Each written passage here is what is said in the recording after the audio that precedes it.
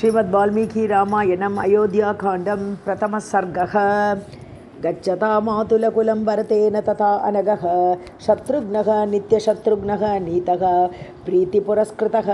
स तत्र न्यवसद्भ्रात्रा सह सत्कारसत्कृतः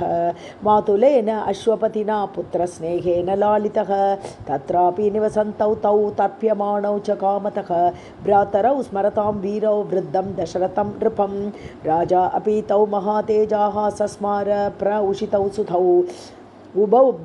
भरतशत्रुघ्नौ महेन्द्रवरुणोपमौ सर्व एव तु तस्य इष्टाः चत्वारः पुरुषर्षभाः स्वशरीरात् विनिवृत्ताश्चत्वार इव बाहवः तेषामपि महातेजा रामः रतिकरः पितुः स्वयंभूः इव भूतानां बभूव गुणवत्तरः स हि देवैः उदीर्णस्य रावणस्य वधार्तिभिः अर्तितः मानुषे लोके जज्ञे विष्णुः सनातनः कौसल्या शुशुभे तेन पुत्रेण अमिततेजसा यथा वरेण देवानाम् अदितिः वज्रपाणिना स हि रूप उपपन्नश्च वीर्यवान् अनसूयकः भूमौ अनुपमः सूनुः गुणैः दशरथ उपमः स च नित्यं प्रशान्तात्मा मृदु पूर्वं च भाषते उच्यमानोऽपि परुषं न उत्तरं प्रतिपद्यते कदाचित् उपकारेण कृतेन एकेन तुष्यति न स्मरति अपकाराणां शतम् अपि आत्मवत्तया शीलवृद्धैः ज्ञानवृद्धैः वयोवृद्धैश्च सज्जनैः कथयन् आस्त वै नित्यम् अस्त्रयोग्य अन्तरेषु अपि बुद्धिमान् मधुर आभाषी पूर्वभाषी प्रियंवदः वीर्यवान् न च वीर्येण महता स्वेन विस्मितः न च अनृतकथः विद्वान् वृद्धानां प्रतिपूजकः अनुरक्तः प्रजाभिश्च प्रजाश्चापि अनुरज्यते स अनुक्रोशः जितक्रोधः ब्राह्मणप्रतिपूजकः दीन अनुकंपी धर्मज्ञः नित्यं प्रग्रहवान् शुचिः कुलोचितमतिः क्षात्रं स्वधर्मं बहुमन्यते परया प्रीत्या महत् स्वर्गफलं ततः न आश्रेयसी रतः यश्च न विरुद्धकथारुचिः उत्तरोत्तरयुक्तीनां वक्ता वाचस्पतिः यथा अरोगः तरुणः वाग्मी वपुष्मान् देशकालवित् लोके पुरुषसारज्ञः साधुः एकः विनिर्मितः स तु श्रेष्ठैः गुणैः युक्तः प्रजानां पार्थिवात्मजः बहिश्चर इव प्राणः बभूव गुणतः प्रियः सर्वविद्याव्रतस्नातः यथावत् स अङ्गवेदवित् इषु अस्त्रे च पितुः श्रेष्ठः बभूव भरत अग्रजः कल्याण अभिजनः साधुः अधीनः सत्यवाक् ऋजुः वृद्धैः अभिविनीतश्च द्विजैः धर्मार्थदर्शिभिः धर्मकामार्थतत्त्वज्ञः स्मृतिमान् प्रतिभानवान् लौकिके समयाचारे कृतकल्पः विशारदः निवृतः संवृत आकारः गुप्तमन्त्रः सहायवान् अमोघ क्रोधहर्षश्च त्याग संयमकालवित् दृढभक्तिः स्थिरप्रज्ञः न असद्ग्राही न दुर्वचः तन्द्रीः अप्रमत्तश्च स्वदोष परदोषवित् शास्त्रज्ञश्च कृतज्ञश्च पुरुष अन्तरकोविदः यः प्रग्रह अनुग्रहयोः यथा न्यायं विचक्षणः सत्संग्रह अनुग्रहेण स्थानवित् निग्रहस्य च आयकर्मणि उपायज्ञः सन्दष्ट व्ययकर्मवित् श्रैष्ठ्यं च अस्त्रसमूहेषु प्राप्तः व्यामिश्रकेषु च अर्थधर्मौ च संगृह्य सुखतन्त्रः न च आलसः वैहारिकाणां शिल्पानां विज्ञात अर्थविभागवित् आरोहे विनये चैव युक्तः वारणवाजिनां धनुर्वेदविदां श्रेष्ठः लोके अतिरथसम्मतः अभियाता प्रकर्ता च सेनानयविशारदः अप्रदृश्यश्च संग्रामे क्रुद्धैः अपि सुरासुरैः अनसूयः जितक्रोधः न दृप्तः न च मत्सरी न अवज्ञेयश्च भूतानां न च कालवशानुगः एवं श्रेष्ठैः गुणैः युक्तः प्रजानां पार्थिवात्मजः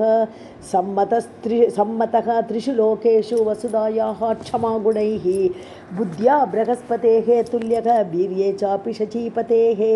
तथा सर्वप्रजाकान्तैः प्रीतिसञ्जननैः पितुः गुणैः विरुचे रामः दीप्तः सूर्य इव अंशुभिः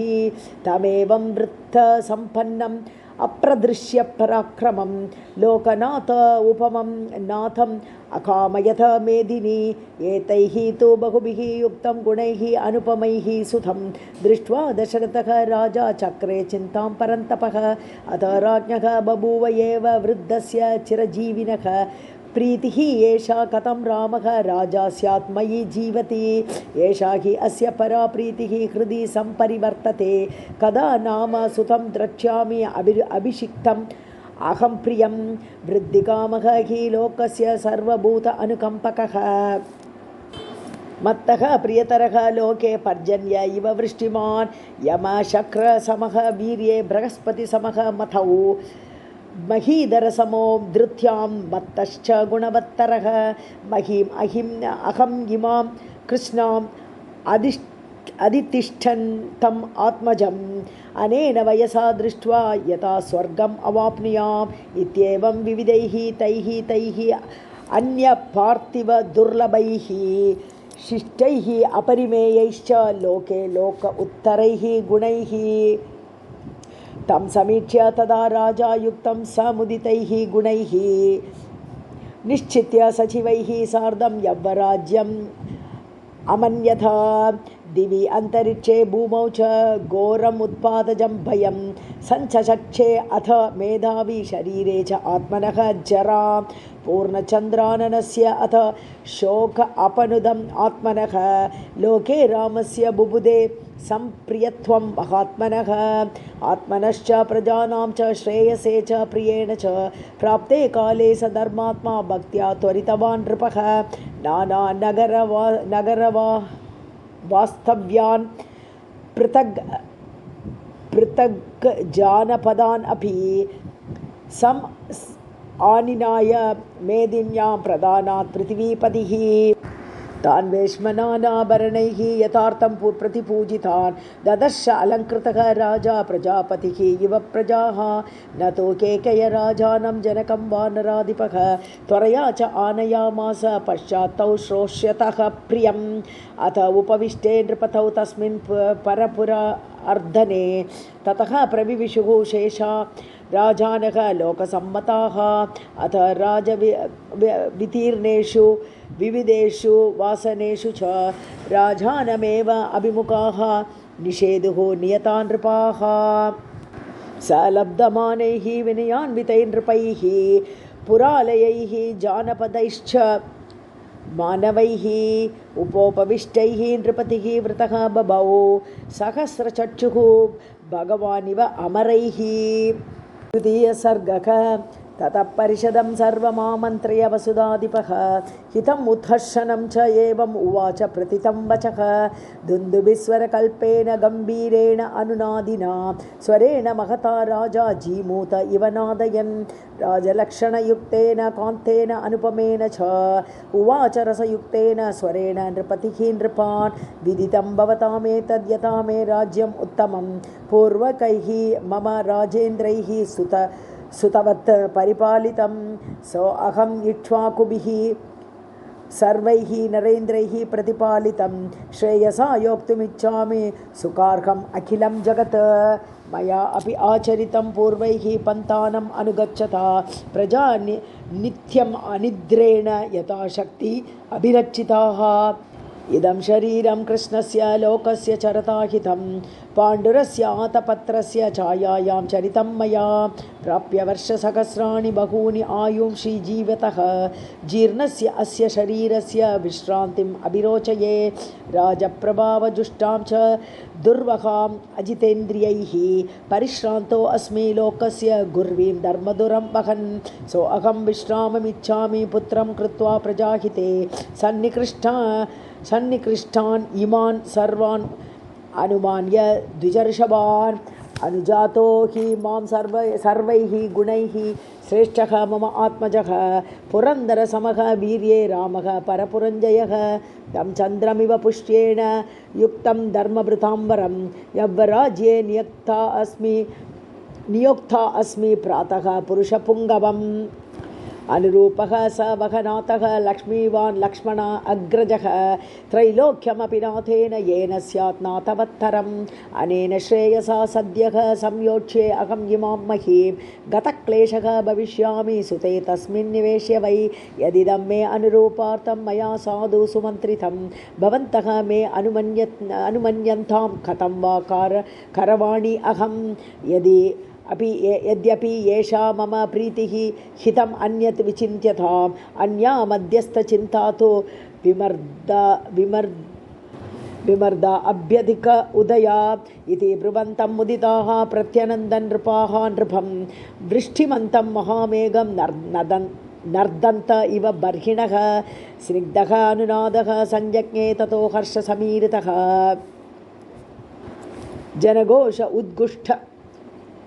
जनौघ उद्गुष्टसन्नादः मेदिनीं कम्पयन्निव तस्य धर्मार्थविदुषः भावमाज्ञाय सर्वशः ब्राह्मणाः बलमुख्याश्च पौरजानपदैः सह समेत्यते मन्त्रयितुं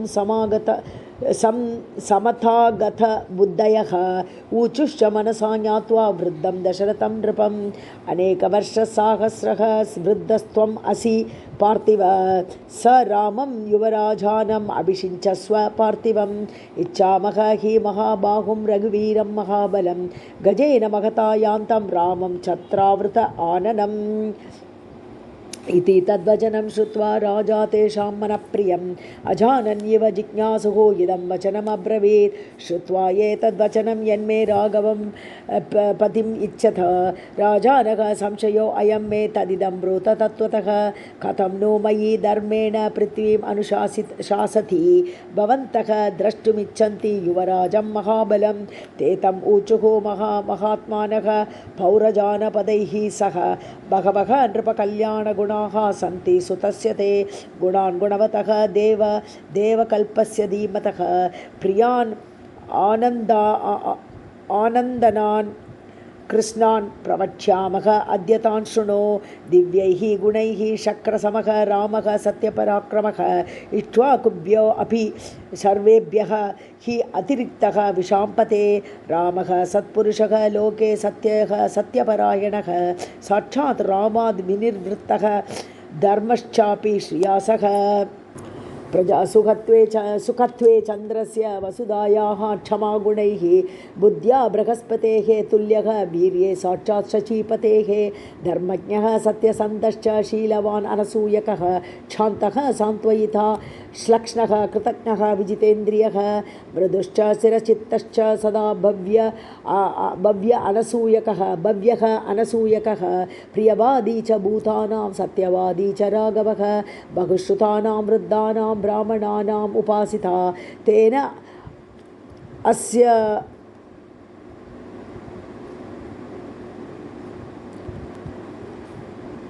अतुला कीर्तिः यशः तेजश्च वर्धते देवासुरमनुष्याणां सर्व अस्त्रेषु विशारदः सम्यग् विद्याव्रतस्नातः यथावत् स अङ्गवेदवित् गन्धर्वे च भुवि श्रेष्ठः बभूव भरत अग्रजः कल्याण अभिजनः साधुः अधीनात्मा महामतिः द्विजैः अभिविनीतश्च श्रेष्ठैः धर्मार्थनैपुणैः यदा व्रजति सङ्ग्रामं ग्रामार्थे नगरस्य वा गत्वा सौमित्रसहितः न अभिजित्य निवर्तते सङ्ग्रामात् पुनरागत्य कुञ्जरेण रतेन वा पौरान् स्वजनवित् नित्यं कुशलं परिपृच्छति पुत्रेषु अग्निषु दारेषु प्रेष्य शिष्यगणेषु च निखिलेन आनुपूर्व्या च पिता पुत्रान् इव उरसान् शुश्रूषन्ते च बहवः शिष्याः कच्चित् वर्मसु दंशिताः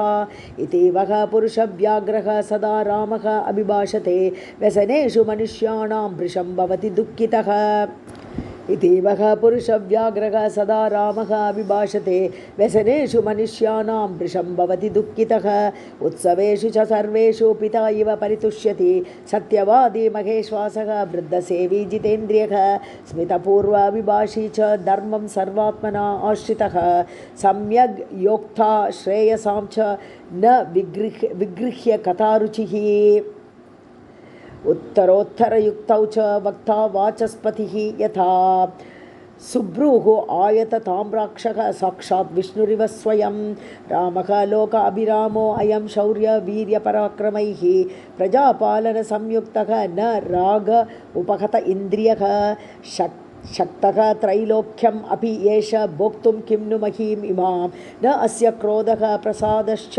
निरर्थो अस्ति कदाचन हन्ति एष नियमात् बद्यान् अवध्येषु न कुप्यति युनक्ति अर्थैः प्रकृष्टश्च तम् असौ यत्र तुष्यति दान्तैः सर्व प्रजाकान्तैः प्रीतिसञ्जननैः नृणाम् गुणैः विरोचते रामः दीप्तसूर्य इव अंशुभिः तम् एवं गुणसम्पन्नं रामं सत्यपराक्रमं लोकपाल उपमं नाथम् अकामयत मेदिनी वत्सः श्रेयसी जातः ते दिष्ट्या असौ तव राघव दिष्ट्या पुत्रगुणैः युक्तः मारीच इव कश्यपः बलम् आरोग्यमायुश्च रामस्य विदितात्मनः देवासुरमनुष्येषु स गन्धर्व उरगेषु च आशंसते जनः सर्वाः राष्ट्रे पुरवरे तथा आभ्यन्तरश्च बाह्यश्च पौरजानपदो जनः स्त्रियो वृद्धाः तरुण्यश्च सायं प्रातः समाहिताः सर्वाः देवान् नमस्यन्ति रामस्य अर्थे मनस्विनः तेषां तद्याचितं देव त्वत्प्रसादात् समृद्ध्यताम् रामं इन्दीवरश्यामं सर्वशत्रुनिबर्हणं पश्यामः यौवराज्यस्थं तव राज उत्तम आत्मजम् तं देवदेव उपमम् आत्मजं ते सर्वस्य लोकस्य हिते निविष्टं हिताय नः क्षिप्रम् उदारजुष्टं मुदा अभिषेक्तुं वरद त्वम् अर्हसि इति श्रीमद् रामायणे वाल्मीकि आदिकाव्ये अयोध्याकाण्डे द्वितीयः सर्गः सीतारामाभ्यां नमः। तृतीयः सर्गः तेषामञ्जलिपद्मानि प्रगृहीतानि सर्वशः प्रतिगृह्य अब्रवीत् राजा तेभ्यः प्रियहितं वचः अहो अस्मि परमप्रीतः प्रभावश्च अतुलः मम यन्मे ज्येष्ठं प्रियं पुत्रं यौवराज्यस्थितम् यौवराज्यस्थम् इच्छत इति प्रत्यर्चितान् राजा ब्राह्मणान् इदमब्रवीत् वसिष्ठं वामदेवं च तेषामेव उपशृण्वताम् चैत्रः श्रीमानयं मासः पुण्य पुष्पितकाननः यौवराज्याय रामस्य सर्वमेव उपकल्प्यताम् राज्ञः तु परते वाक्ये जनघोषः महानभूत् शनैः तस्मिन् प्रशान्ते च जनघोषे जनाधिपः वसिष्ठं मुनिशार्दूलं राजा वचनमब्रवीत् अभिषेकाय रामस्य यत्कर्म स परिच्छदं तद् अद्य भगवन् सर्वमाज्ञापयितुमर्हसि तच्छ्रुत्वा भूमिपालस्य वसिष्ठः मुनिसत्तमः आदिदेशाग्रतः राज्ञः स्थितान् युक्तान् कृत अञ्जलीन् सुवर्णादीनि रत्नानि बलीन् सर्व औषधीः अपि शुक्लमाल्यानि लाजांश पृथक् च मधुसर्पिषि अकथानि च वासांसि रथं सर्वायुधानि अपि चतुरङ्गबलं चैव गजं च शुभलक्षणं च चामरव्यजनेश्च उभे ध्वजं छत्रं च पाण्डुरं शतं च शातकुम्भानाम् अग्निवर्चसां हिरण्यशृङ्गं ऋषभं समग्रं व्याघ्रचर्म च यच्च अन्यत् किञ्चित् इष्टव्यं तत् सर्वम् उपस्थापयत प्रातः अग्न्यागारे महीपतेः अन्तःपुरस्य द्वाराणि सर्वस्य नगरस्य च चन्दनस्रग्भिः अर्च्यन्तां धूपैः घ्राणहारिभिः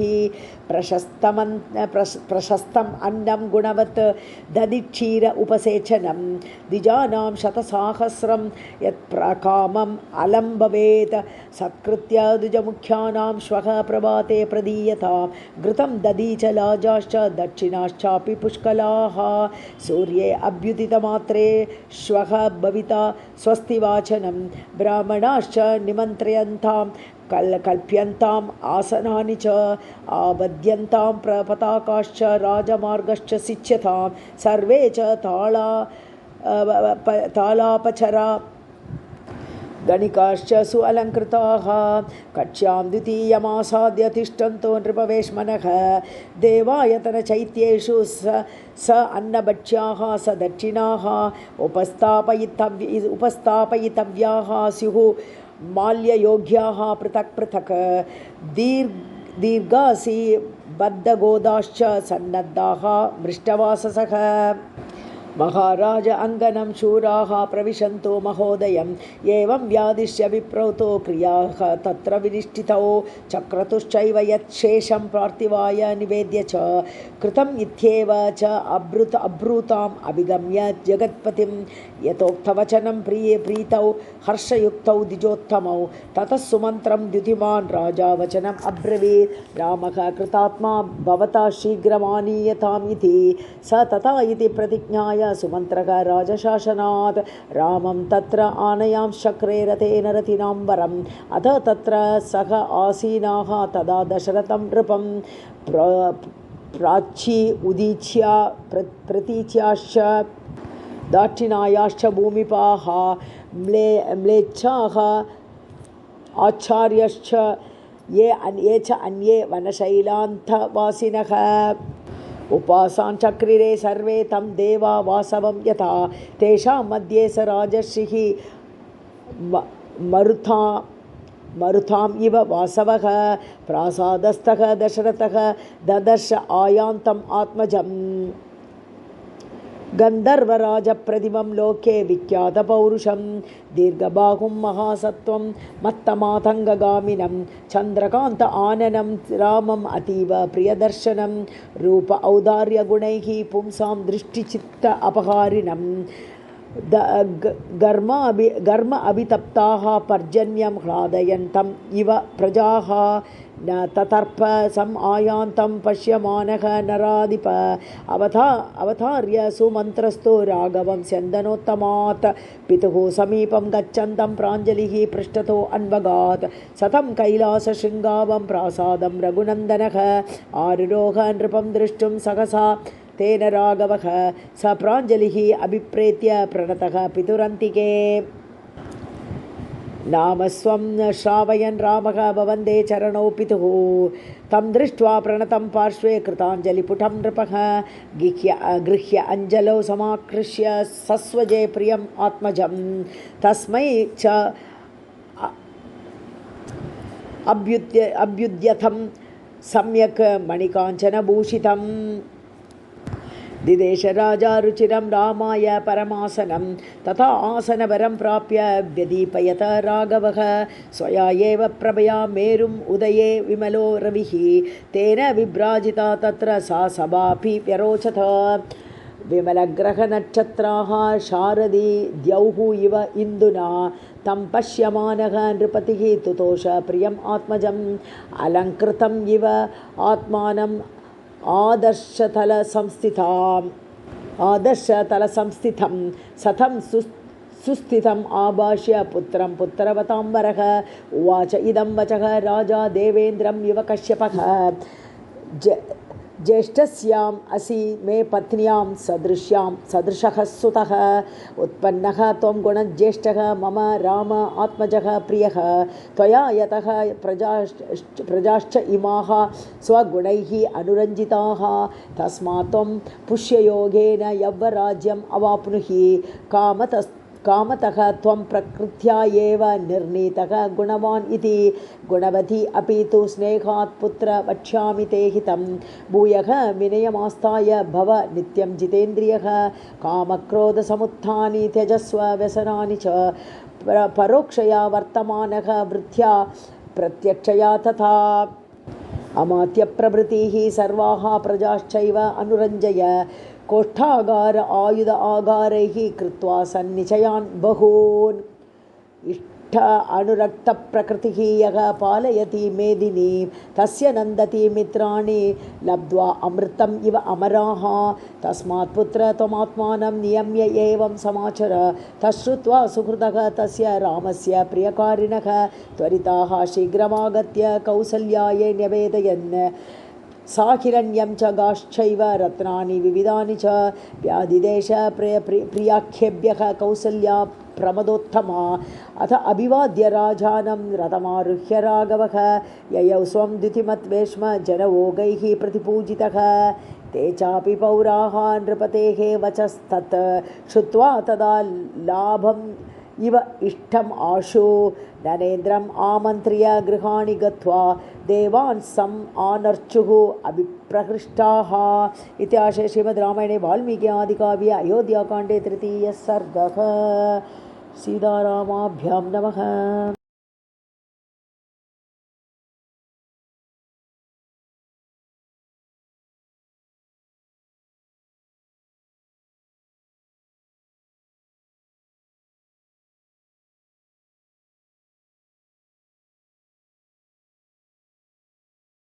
चतुर्थः सर्गः गतेषु अथ नृपः भूयः पौरेषु सहमन्त्रिभिः मन्त्रयित्वा ततश्चक्रे निश्चयज्ञः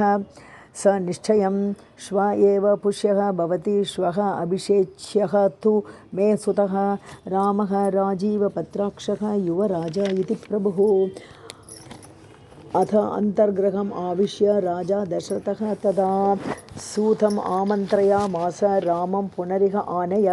प्रतिगृह्यतु तद्वाक्यं सूतः पुनः उपाययौ रामस्य भवनं शीघ्रं रामम् आनयितुं पुनः द्वास्तौ आवेदितं तस्य रामाय आगमनं पुनः श्रुत्वा एव चापि रामः तं प्राप्तं शङ्कान्वितः अभवत्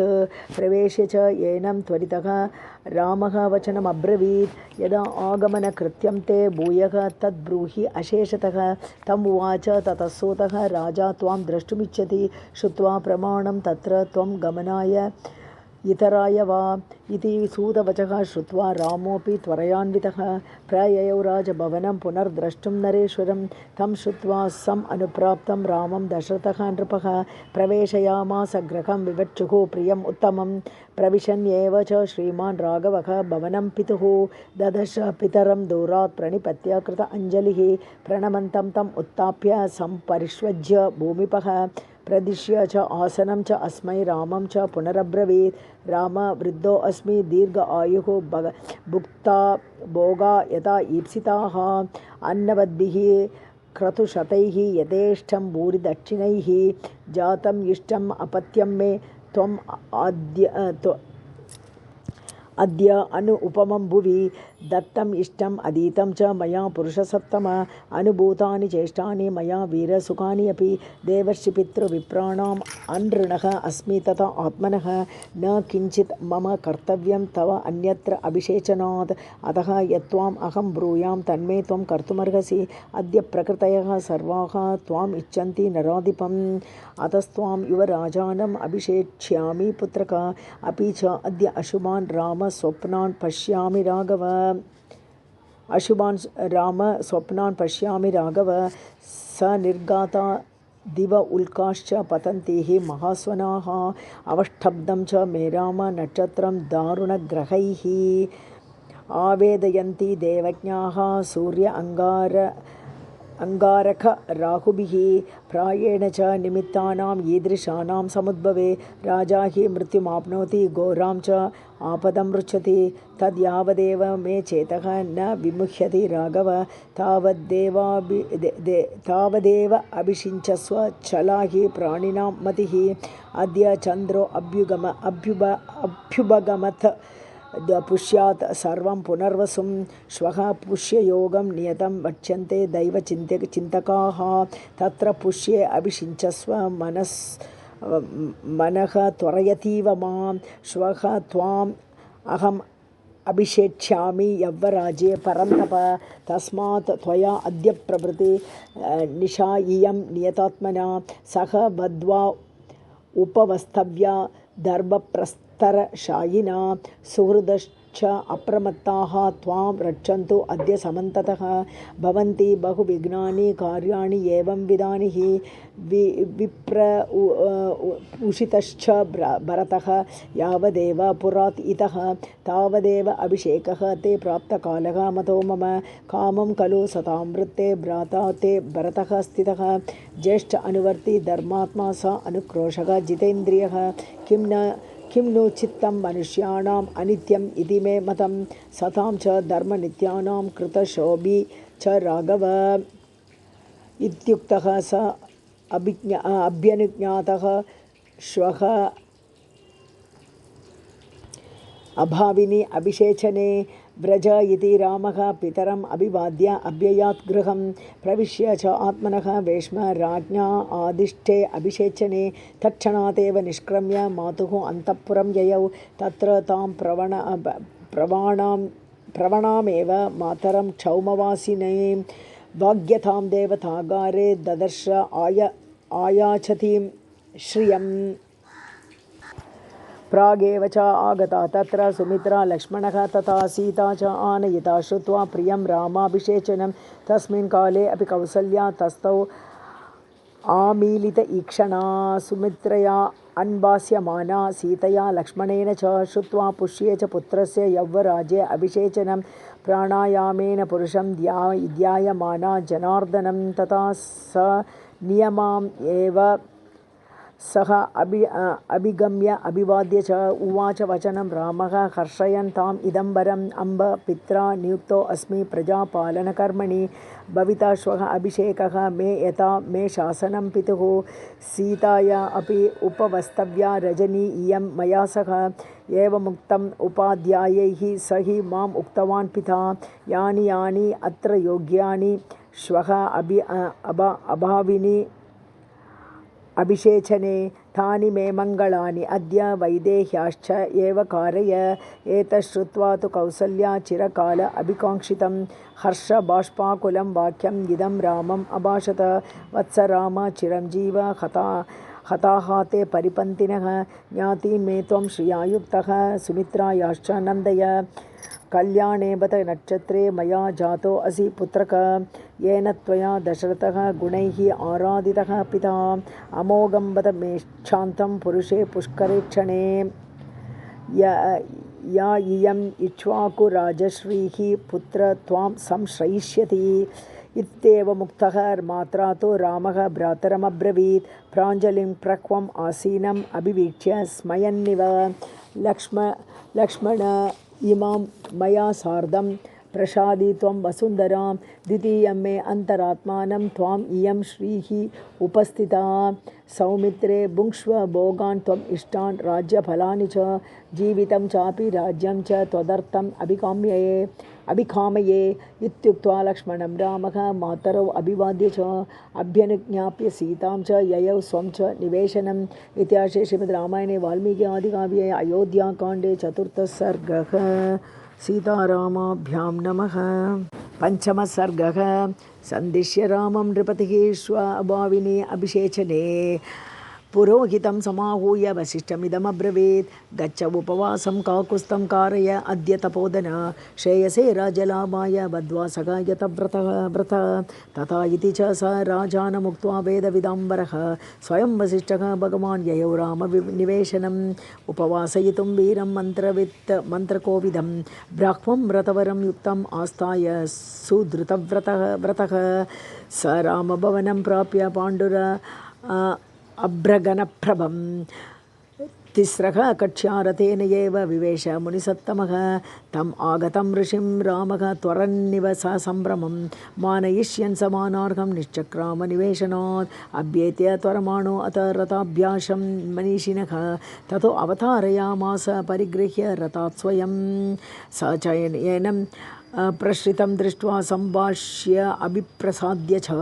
प्रियार्हं हर्षयन् रामम् इत्युवाच पुरोहितः प्रसन्नः ते पिता राम यस्त्वं राज्यम् अवाप्स्यसि उपवासं भवान् अद्य करोतु सह सीतया प्रातः त्वाम् अभिषेक्ता हि यव्वराज्येन नराधिपः पिता दशरथः प्रीत्या ययातिं नहुषो यथा इत्युक्त्वा स तदा रामम् उपवासं यतव्रतः मन्त्रवत् कारयामास वैदेह्याः सहितं शुचि ततो यदावद् रामेण स राज्ञः गुरुः अर्चितः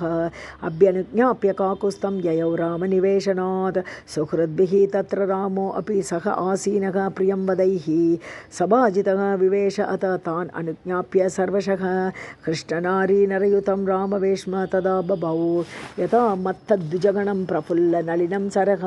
स राजभवन प्रख्यात तस्मात् रामनिवेशनात् निर्गत्य ददृशे मार्गं वसिष्ठः जनसंवृतं वृन्दैः अयोध्यायां राजमार्गाः समन्ततः बभूवुः अभिसंवादाः कुतूहलजनैः वृताः जनवृन्द ऊर्मि संघर्ष हर्षस्वनवृतत्तदा बभूव राजमार्गस्य सागरस्य इव निस्वनः सिक्तसंमृष्टरत्याः हि तथा च वनमालिनी आसीत् अयोध्या तद अहः समुश्रित ग्रहध्वजा तथा हि अयोध्या निलयः स स्त्री बाल आकुलो जनः राम अभिषेकम् आकाङ्क्षन् उदयं रवेः प्रजा अलङ्कारभूतं च जनस्य आनन्दवर्धनम् उत्सुकः अभूज्जनः द्रष्टुं तम् अयोध्या महोत्सवम् एवं तज्जनसंवादं राजमार्गं पुरोहितः व्यूहन्निव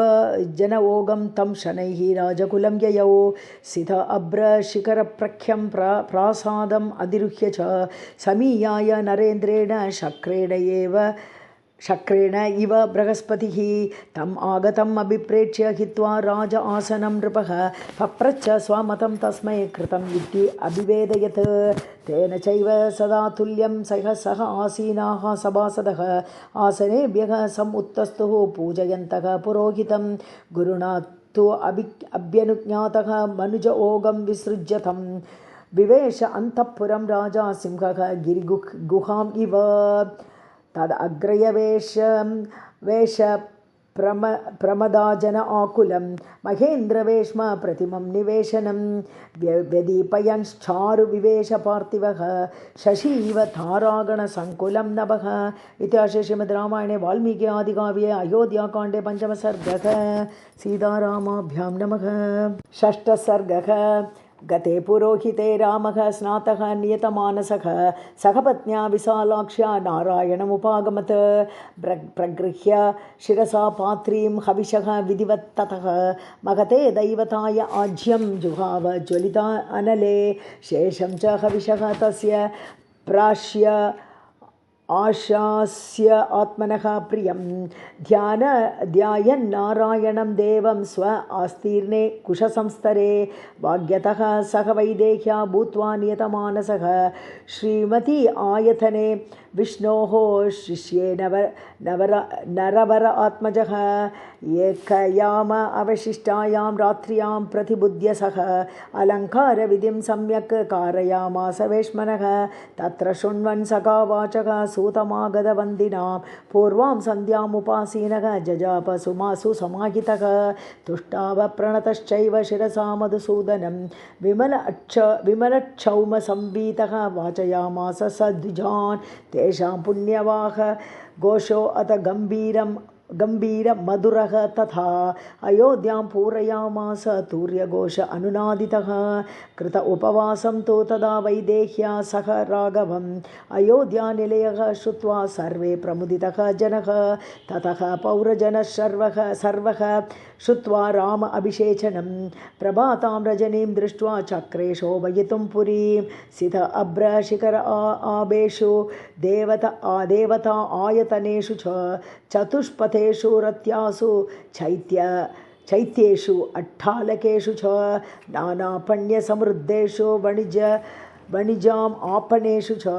कुटुम्बिनां समृद्धेषु श्रीमत्सु भवनेषु च सभासु चैव सर्वासु वृक्षेषु आलशितेषु च वृक्षेषु आलक्षितेषु च ध्वजाः समुच्चरिताः साधुपताकाश्च अभवंस्तथा नटनर्तकसङ्गानां गायकानां च गायता मनःकर्णसुखावाचः शुश्राव जनता ततः रामाभिषेकयुक्ताश्च कथाः चक्रुः मितः जनाः रामाभिषेके सम्प्राप्ते चत्वरेषु गृहेषु च बाला अपि क्रीडमाना गृहद्वारेषु सङ्गशः राम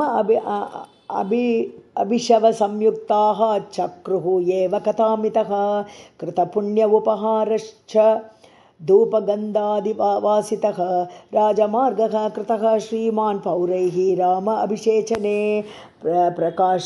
प्रकाशकरणार्थं च निशा आगमनशङ्कया दीपवृक्षांस्तथा चक्रुः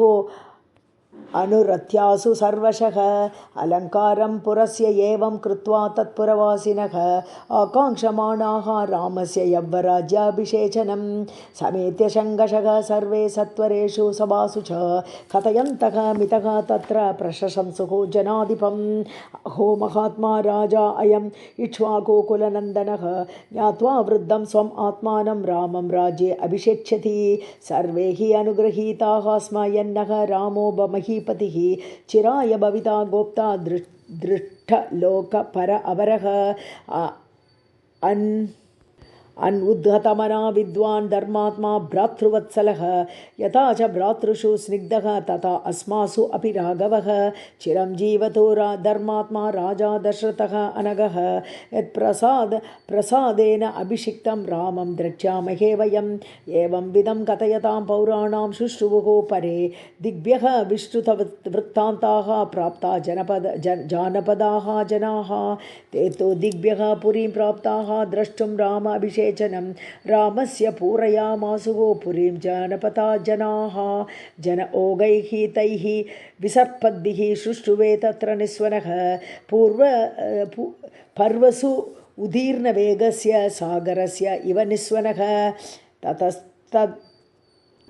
ततस्तदिन्द्रक्षयसन्निवं पुरं दिदृक्षुभिः जानपदैः उपाहितैः समन्ततः सस्वनम् आकुलं बभौ समुद्रयादोभिः इव अर्णवोदकम्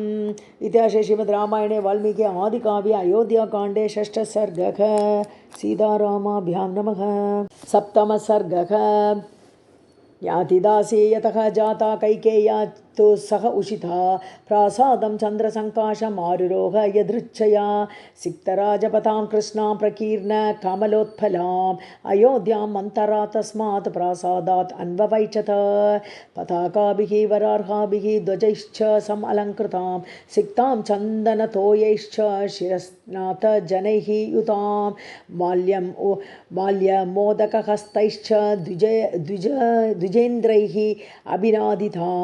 शुक्लदेवगृहद्वारां सर्ववादित्रनादितां सम्प्रहृष्टजनाकीर्णां ब्रह्मघोषनिनादितां प्रहृष्टवरहस्ति अश्वां सम्प्रणद्दित गोवृषां हृष्टप्रमुदितैः पौरैः उश्रितध्वजमालिनीम् अयोध्यां मन्तरा दृष्ट्वा परं विस्मयमागता सा हर्षोत्फुल्लनयनां पाण्डुरक्षौमवासिनीम् अविदूरे स्थितां दृष्ट्वा दात्रीं पप्रच्छ मन्तरा उत्तमेन अभिसंयुक्ता हर्षेण अर्थपरा सती राममाता धनं किं तु जनेभ्यः सम्प्रयच्छति अतिमात्रं प्रहर्षं किं जनयस्य अस्य च संशमे कारयिष्यति किं वापि सम्प्रहृष्टः महीपतिः विदीर्यमाणा हर्षेण दात्री तु परया मुदा आचचच्च अथ कुब्जायै भूयसीं राघवे श्रियं श्वः पुष्येन जितक्रोधं यव्वराज्येन च अनघं राजा दशरथः रामम् अभिषेक्ता हि राघवं धात्र्याः तु वचनं श्रुत्वा कुब्जा क्षिप्रम् अमर्षितः कैलासशिखर आकारात् प्रासादात् अवरोहत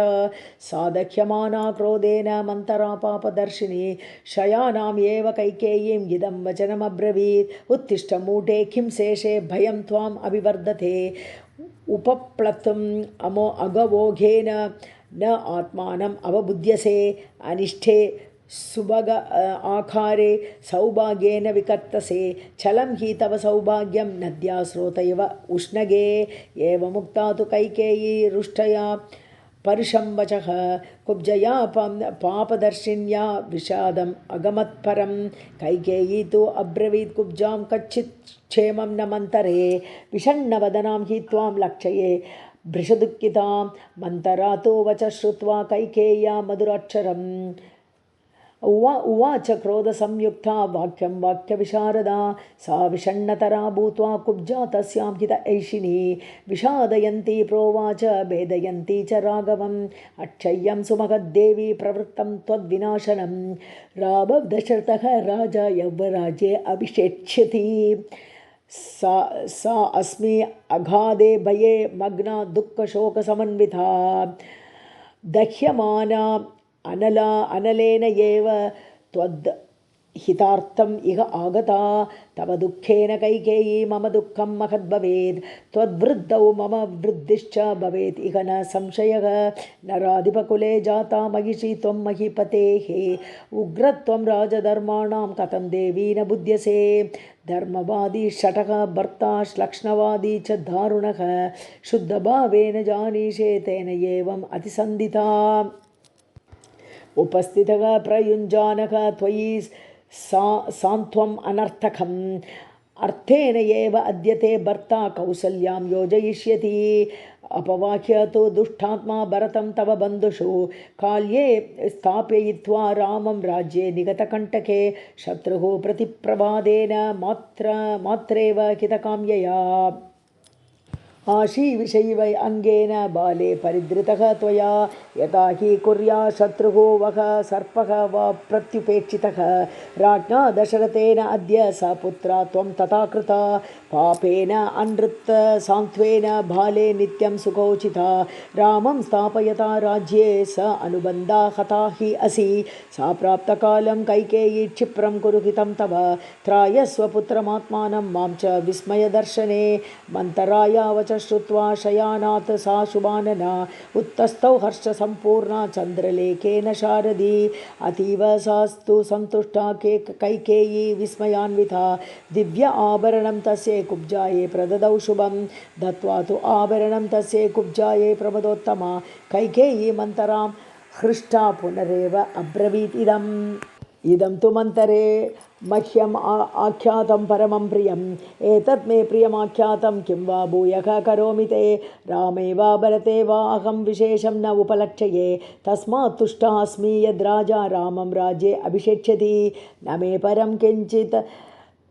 इतः वरं पुनः प्रियं प्रियार्हे सुवचं अवचः अमृतं तथा हि उवाचः त्वम् अथ प्रियोत्तरं वरं परं ते प्रददामि तं वृणु इतिहासे श्रीमद्रामायणे वाल्मीकि आदिकाव्ये अयोध्याकाण्डे 7मः सर्गः सीतारामाभ्यां नमः। 8मः सर्गः मन्तरा तु अभ्यसूय येनाम् उत्सृज्य आभरणं हि तत् उवाच इदं ततो वाक्यं कोपदुःखसमन्विता हर्षं किमर्थम् अस्थाने कृतवती असि बालिशे शोकसागरमध्यस्थं न आत्मानम् अवबुध्यसे मनसा प्रसहामि त्वां देवी दुःखार्दिता सती यत् शोचितव्ये हृष्टासि प्राप्य त्वं वसनं महत् शोचामि दुर्मतित्वं ते काहि प्राज्ञा प्रकर्षयेत् अरेः सपत्नी पुत्रस्य वृद्धिं मृत्योः इव आगतं भरताद्येव रामस्य राज्यसाधारणात् भयं तद्विचिन्त्य विषण्णास्मि भयं भीतात् हि जायते लक्ष्मणः हि महाबाहु रामं सर्वात्मना गतः शत्रुघ्नश्चापि भरतं काकुस्तं लक्ष्मणः यथा प्रत्यासन्नक्रमेण अपि भरतस्य एव भामिनी राज्यक्रमः विसृष्टः तु तयोः तावत् यवीयसोः विदुषः शत्रचारित्रे प्राज्ञस्य प्राप्तकारिणः भयात् प्रवेपे रामस्य चिन्तयन्ति तव आत्मजं सुभगा किल कौसल्या यस्याः पुत्रः अभिषेच्यते यव्वराज्येन महता श्वः पुष्येन द्विजोत्तमैः प्राप्तां वसुमतीं प्रीतिं प्रतीनां हतविद्विषम् उपस्थास्यसि कौसल्यां दासीव त्वं कृताञ्जलिः एवं च त्वं सह अस्माभिः तस्याः प्रेष्या भविष्यसि पुत्रश्च तव रामस्य प्रेष्यत्वं हि गमिष्यति हृष्टाः खलु भविष्यन्ति रामस्य परमाः स्त्रियः अप्रहृष्टा भविष्यन्ति स्नुषाः ते भरतक्षये तां दृष्ट्वा परमप्रीतां ब्रुवन्ति मथुरां मन्तरां ततः रामस्य एव गुणान् देवी कैकेयी प्रशंसः धर्मज्ञः गुणवान् दान्तः कृतज्ञः सत्यवान् शुचिः रामः राजसुतः ज्येष्ठः यव्वराज्यमतः अर्हति भ्रातॄन् भृत्यांश दीर्घायुः पितृवत् पालयिष्यति सन्तप्यसे कथं कुब्जे श्रुत्वा राम अभिषेचनं भरतश्चापि रामस्य ध्रुवं वर्षशतात् परं पितृपैतामहं राज्यम् अवाप्स्यति नरशवः सा त्वम् अभ्युदये प्राप्ते दह्यमाना इव मन्तरे भविष्यति च कल्याणे किमिदं परितप्यसे यथा वै भरतः मान्यः तथा भूयो अपि राघवः कौसल्यातः अतिरिक्तं च मम शुश्रूषते बहु राज्यं यदि रामस्य भरतस्यापि तत्तदा मन्यते हि सदा यथा आत्मानं यथा भ्रातॄंस्तु राघवः कैकेय्या वचनं श्रुत्वा मन्तरा वृषदुःखिता दीर्घम् उष्णं विनिश्वस्य कैकेयीमिदमब्रवीत् अनर्थदर्शिनी मौख्यात् न आत्मानम् अवबुध्यसे शोकव्यसनविस्तीर्णे मज्जन्ति दुःखसागरे भविता राघवः राजा राघवस्य च यः सुतः राजवंशात् तो भरतः कैकेयी परिहास्यते न हि राज्ञः सुताः सर्वे राज्ये तिष्ठन्ति भामिनी स्थाप्यमानेषु सर्वेषु सुमहान् अनयो भवेत् तस्मात् ज्येष्ठे हि कैकेयी राज्यतन्त्राणि पार्थिवाः स्थापयन्ति अनवद्य अङ्गी गुणवत्सु इतरेषु अपि असौ अत्यन्त निर्भग्नः तव पुत्रः भविष्यति अनाथवत्सुखेभ्यश्च राजवंशाच्च वत्सले सा अहं त्वदर्थे सम्प्राप्ता त्वं तु मां न अवबुध्यसे सपत्नी वृद्धौ या मे त्वं प्रदेयं दातुमर्हसि ध्रुवं नुतो भरतं रामः प्राप्य राज्यम् अकण्टकं देशान्तरं नाययिता लोकान्तरम् अथापि वा बालयेव तु मातुल्यं भरतः नायितः त्वया सन्निकर्षाच्च सौहार्दं जायते स्थावरेषु इव भरत अनुवशात् सोऽपि शत्रुघ्नः तं तत्समं गतः लक्ष्मणः हि यथा रामं तथा अयं भरतं गतः श्रूयते हि द्रुमः कश्चित् चेतव्यः वनजीवनैः सन्निकर्षात् ईशिकाभिः मोचितः परमात्भयात् गोप्ता हि रामं सौमित्रिः लक्ष्मणं चापि राघवः अश्विनोः इव सौभ्रात्रं तयोः लोकेषु विश्रुतं तस्मात् न लक्ष्मणे रामः पापं किञ्चित् करिष्यति रामः तु भरते पापं कुर्यात् एव न संशयः तस्मात् राजगृहात् एव वनं गच्छतु राघवः एतद्हि रोचते मह्यं वृषं चापि हितं तव एवं ते ज्ञातिपक्षस्य श्रेयश्चैव भविष्यति यदि चेत् भरतः धर्मात् पित्रयं राज्यम् अवाप्स्यसि सते सुख उचितः बालः रामस्य सहजः रिपुः समृद्धार्थस्य नष्ट अर्थः जीविष्यति कथं वशे अभिद्रुतम् इव अरण्ये सिंहेन गजयूतपं प्रच्छाद्यमानं रामेण भरतं त्रातुमर्हसि दर्पात् निराकृता पूर्वं त्वया सौभाग्यवत्तया राममाता सपत्नी ते कथं वैरं न यापयेत् यदा च रामः पृथ्वीमवाप्स्यते प्रभूतरत्नाकरशैलसंयुतां तदा गमिष्यसि अशुभं पराभवं सहैव दीना भरतेन भामिनी यदा हि रामः पृथ्वीमवाप्स्यते ध्रुवं प्रनष्टः भरतो भविष्यति अतो हि सञ्चिन्तय राज्यम् आत्मजे परस्य च एव अस्य विवासकारणम्। इति श्रीमद् रामायणे वाल्मीकि आदिकाव्ये अयोध्याकाण्डे अष्टमसर्गः। सीतारामाभ्यां नमः। नवमः सर्गः। एवं मुक्ता तु कैकेयी क्रोधेन ज्वलित आनना दीर्घमुष्णं विनिश्वस्य मन्तराम् इदमब्रवीत् अद्य रामं इतः क्षिप्रं वनं प्रस्थापयामि अहं यौवराजेन भरतं क्षिप्रम् अद्य अभिषेचये इदं तु इदानीं सम्पश्य केन उपायेन साधये भरतः प्राप्नुयाद् राज्यं न तु रामः कथञ्चन। एवं मुक्ता तु सा देव्या मन्तरा पापदर्शिनी रामार्थम् उपहिंसन्ति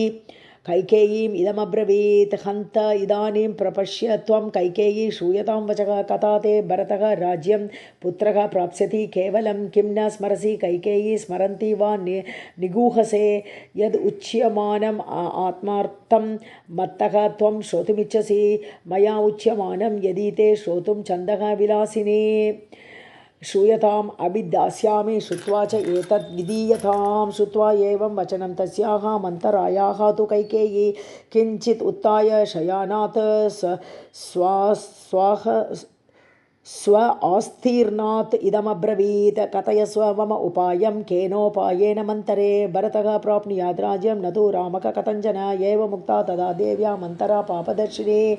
रामार्थम् उपहिंसन्ति कैकेयीम् इदमब्रवीत् पुरा देवासुरे युद्धे सः राजर्षिभिः पतिः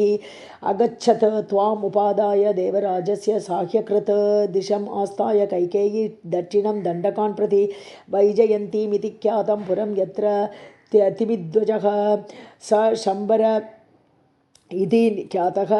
शतमायः महासुरः ददौ शक्रस्य सङ्ग्रामं देवसङ्गैः निर्जितः तस्मिन् महति सङ्ग्रामे पुरुषान् शतविक्षतान् रात्रौ प्रसुप्तान् गणन्ति स्म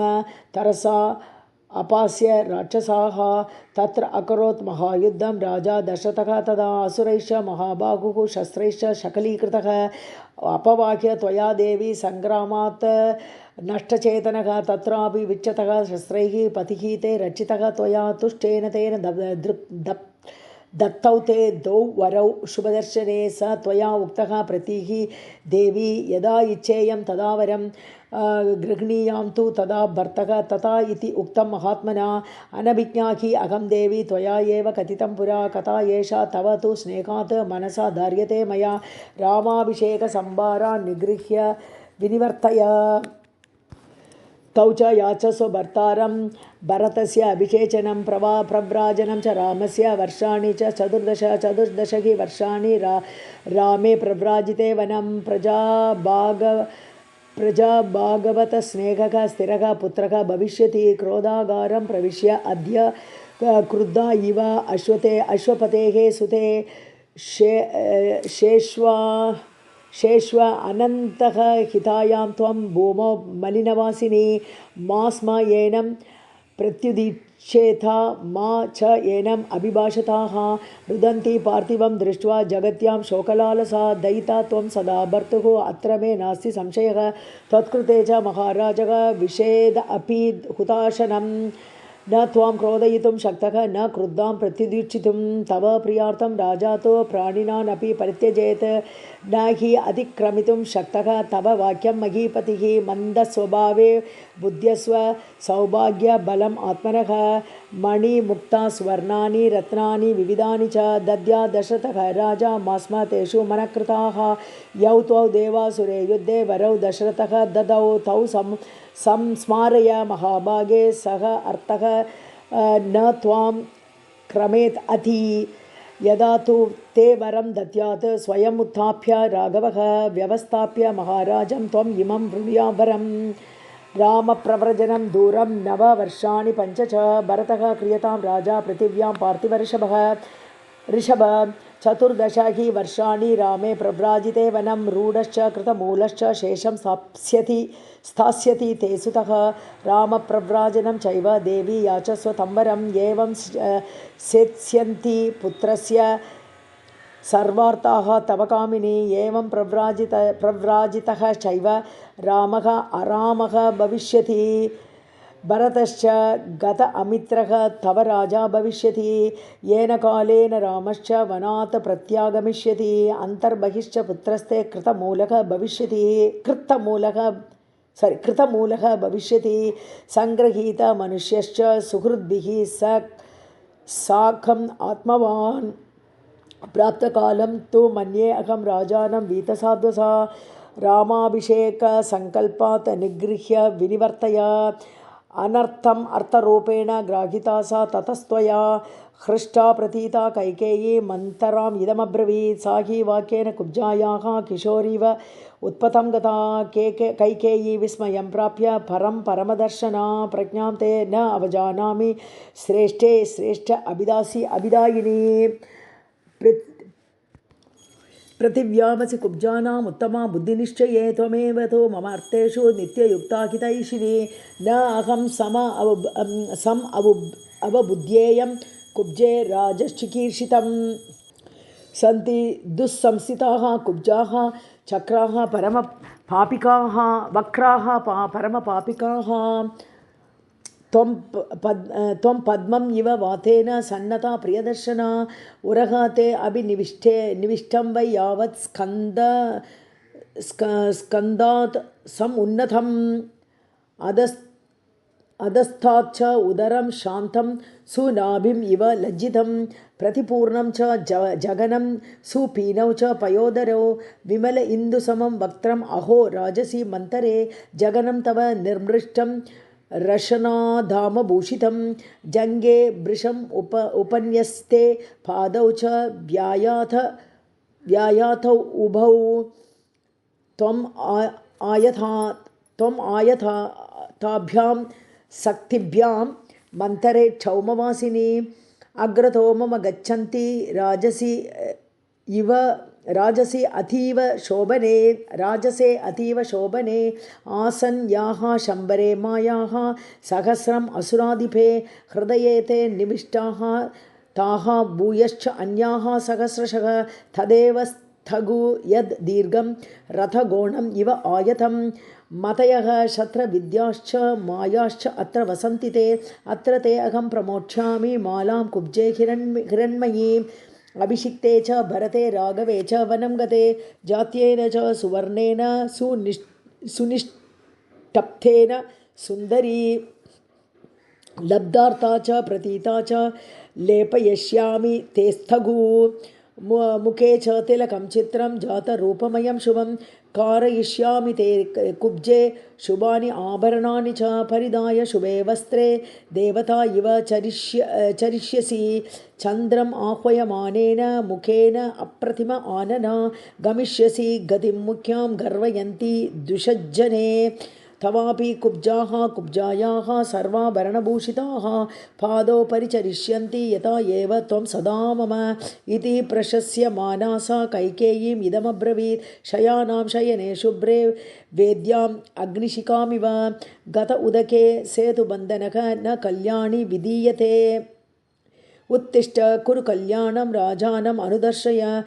तथा प्रोत्साहिता देवी गत्वा मन्तरया सह क्रोधागारं विशालाक्षी सौभाग्यं मदगर्विता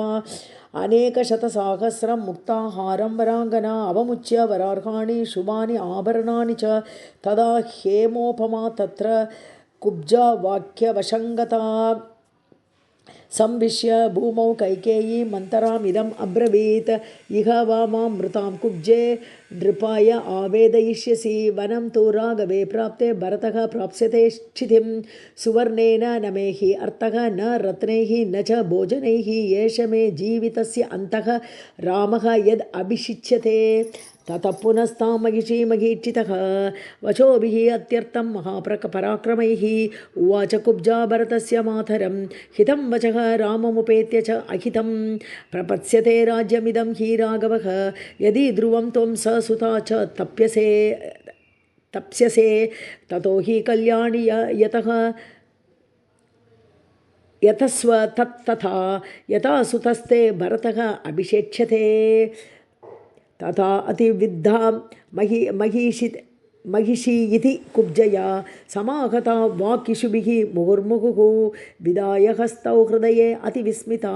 शशंस कुब्जां कुपिता पुनः पुनः यमस्य वामां विषयं गतां इतः निशम्य कुब्जे प्रतिवेदयिष्यसि वनं गते वा शुचिराय राघवे समृद्धकामः भरतः भविष्यति अहं हि नैव आस्तरणानि न स्रजः न चन्दनं न अञ्जनपानभोजनं न किञ्चित् इच्छामि न च इह जीवनं न चेत् इतः गच्छति राघवो वनम् अत एव मुक्त्वा वचनं सुदारुणं निधाय सर्व आभरणानि भामिनी संस्कृताम् आस्तरेण मेधिनी तदा अधिशिष्ये पतिता इव किन्नरी उदीर्णसम्भ्रम तमोवृत आनना तद् अवमुक्तः उत्तममाल्यभूषणा नरेन्द्रपत्नी विमना बभूव सा तमोवृता द्यौः इव मग्नतारका। इतिहासे श्रीमद् रामायणे वाल्मीकि आदिकाव्ये अयोध्याकाण्डे 9मः सर्गः। सीतारामाभ्यां नमः। 10मः सर्गः। विदर्शिता यदा देवी कुब्जया पापया वृषं तदा शेते स्म सा भूमौ दिग्देव किन्नरी निश्चित्य मनसा कृत्यं सा सम्यक् इति भामिनी मन्तरायै शनैः सर्वम् आचचक्षे विचक्षणा सा दीना निश्चयं कृत्वा मन्तरा वाक्यमोहिता नागकन्या इव निःश्वस्य दीर्घमुष्णं च भामिनी मुहूर्तं चिन्तयामास मार्गम् आत्मसुखावहं सा सुहृत् च अर्थकामा च तं निशम्य विनिश्चयं बभूव परमप्रीता सिद्धिं प्राप्य इव मन्तरा अतः सा ऋषिता देवी सम्यक् कृत्वा विनिश्चयं संविवेशाबला भूमौ निवेश्य भ्रुकुटिं मुखे ततश्चित्राणि माल्यानि दिव्यानि आभरणानि च उपविद्धानि कैकेय्या तानि भूमिं प्रपेदिरे तया तानि अपविद्धानि माल्यानि आभरणानि च अशोभयन्त वसुधां नक्षत्राणि यथा नभः क्रोधागारे च पतिता सा भवो मलिन अम्बरा एकवेणीं दृढां बद्ध्वा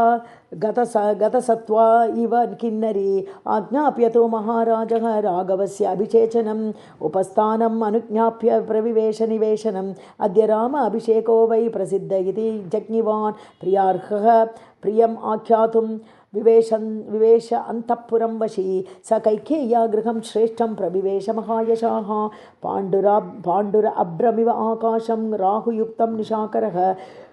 शुकबर्हि समायुक्तं क्रौञ्जहंस ऋतायुधं वादित्ररवसङ्गुष्ठं कुब्जा वाम निकायुधं लतागृहैः चित्रगृहैः चम्पक अशोकशोभितैः दान्तराजतसौवर्णवेदिकाभिः समायुधं नित्यपुष्पफलैः वृक्षैः वापीभिः उपशोभितं दान्तराजतसौवर्णैः संवृतं परम आसनैः विविधैरत्नपानैश्च भक्ष्यैश्च विविधैरपि उपपन्नं महार्हैश्च भूषणैः त्रिदिव उपमं स प्रविश्य महाराजः स्वम् अन्तःपुरं रुद्धिमत् स ददर्श स्त्रियं राजा कैकेयीं शयनोत्तमे स कामबलसंयुक्तः रथ्यर्थी मनुजाधिपः अपश्यन् दयितां भार्यां पप्रच्छ विशसाद च न हि तस्य पुरा देवी तां वेलाम् अत्यवर्तत न च राजा गृहं शून्यं प्रविवेश कदाचन ततो गृहगतः राजा कैकेयीं पर्यपृच्छत यथा पुरम् अविज्ञाय स्वार्थलिप्सुम् अपण्डितां प्रतिहारी तु अथ उवाच सन्त्रस्ता तु कृताञ्जलिः देवदेवी वृषं क्रुद्धा क्रोधागारम् अभिद्रुता प्रतिहार्याः वचः श्रुत्वा राजा परमदुर्मनाः विशसाद पुनर्भूयः लुलित व्याकुल इन्द्रियः तत्र तां पतितां भूमौ शयानाम् तथा उचितां प्रतप्त इव दुःखेन सः अपश्यत् जगति पतिः स वृद्धः तरुणीं भार्यां प्राणेभ्यः अपि गरीयसी अपापः संकल्पां ददश धरणीतले लतामिव विनिष्कृतां पतितां देवताम् इव किन्नरीमिव निर्दोतां च्युताम् अप्सरसं यथा मायामिव परिभ्रष्टां हरिणीमिव संयतां करेणुम् इव दिग्धेन विद्धां मृगयुनां वने महागज इव अरण्ये स्नेहात् परमदुःखितां परिमृज्य च पाणिभ्याम् अभिसन्त्रस्तचेतनः कामी कमलपत्राक्षीम् उवाच वनिताम् इदं न ते अहम् अभिजानामि क्रोधमात् आत्मनि संश्रितं देवी केन अभियुक्ता असि केन वा असि विमानिता यदिदं मम दुःखाय शेषे कल्याणि पांसुषु भूमौ शेषे किमर्थं त्वं मयि कल्याणचेतसि भूत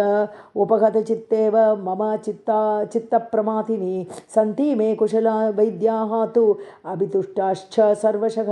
सुखितां त्वां करिष्यन्ति व्याधिम् आचश्व भामिनी कस्य वापि प्रियं कार्यं केन वा विप्रियं कृतं कः प्रियं लभताम् अद्य को वा सुमहत् अप्रियं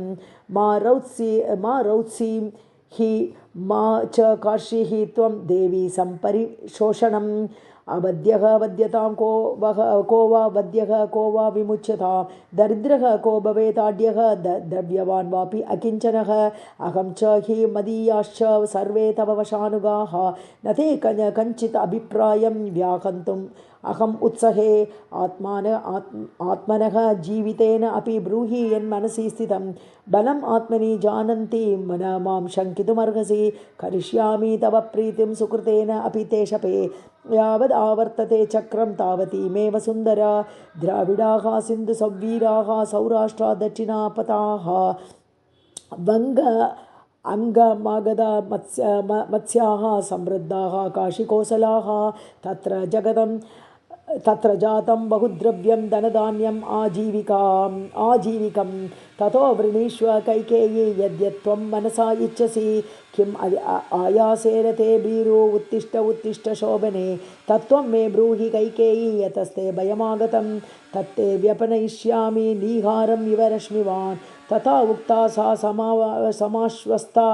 वक्तुकामा तदप्रियं परिपीडयितुं भूयः भर्तारम् उपचक्रमे